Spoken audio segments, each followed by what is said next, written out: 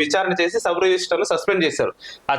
2 రోజుల క్రితం కుత్బుషాపూర్ లో నిషేధిత భూమికి రిజిస్ట్రేషన్ చేసిన సంఘటనలో సబ్ రిజిస్టర్ పై వేటు పడింది. లంచం తీసుకుంటూ వనస్థలిపురం, ఆదిలాబాద్, వరంగల్, ఖమ్మం తదితర జిల్లాలో సబ్ రిజిస్టర్ల ఏసీబీకి చెక్కారు.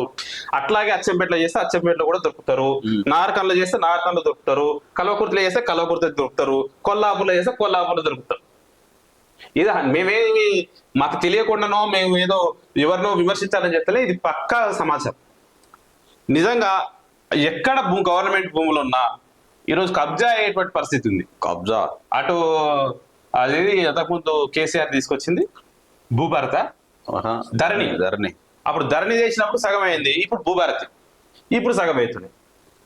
నిజంగా అధికారులు నిర్లక్ష్యంతో లేకపోతే కాసులకి లొంగి అడ్డగోలిగా భూముల్ని, ప్రభుత్వ భూముల్ని, ప్రజల యొక్క భూమిని, ప్రజల యొక్క ఆస్తుల్ని ఒక వ్యక్తుల పరం చేస్తున్నటువంటి పరిస్థితి ఈరోజు అన్ని జిల్లా కేంద్రాల్లో చాలా స్పష్టంగా కనిపిస్తా ఉంది. ఏదో హైదరాబాద్ లో పెట్టి ఏదో మేము తెలంగాణకి ఏదో సహాయం చేస్తున్నాం, తెలంగాణని ఏదో కాపాడుతున్నాం అని జోలు చెప్పడం కాదు.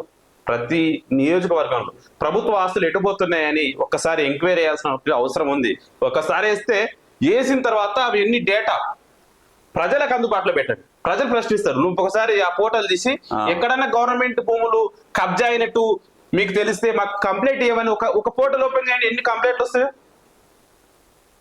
అంటే చెప్తే ఏమవుతుందో, ఎవరంటే ఇప్పుడు ప్రభుత్వ అధికారులు, లేకపోతే ప్రభుత్వంలో ఉన్నటువంటి నేతలో, లేకపోతే వాళ్ళ కింద ఉన్న చెంచా రాజకీయ నాయకులు, లేకపోతే అధికారులు వాళ్ళు మా మీద ఎక్కడ పడతారో అని చెప్పేసి 100% సామాన్య ప్రజానికం సైలెంట్గా ఉండిపోతుంది. అడిగేటోడికి ధైర్యం ఉన్నోడికి వాడికి ఏదో ఒకటి సెటిల్మెంట్ చేసి సైలెంట్ ఉంచుతాం. ఒకసారి ఈ పోర్టల్ బయటకు తీసి పేర్లు చెప్పకుండా దాని మీద కంప్లైంట్ ఇవ్వండి చెప్పండి, ఎన్ని కంప్లైంట్లు వస్తాయి. అట్లాగే ఒకవేళ ఫేక్ వస్తాయి అనుకుంటే ఫేక్ కంప్లైంట్ ఇచ్చిన వాళ్ళ మీద శిక్షించడానికి చర్యలు తీసుకోండి.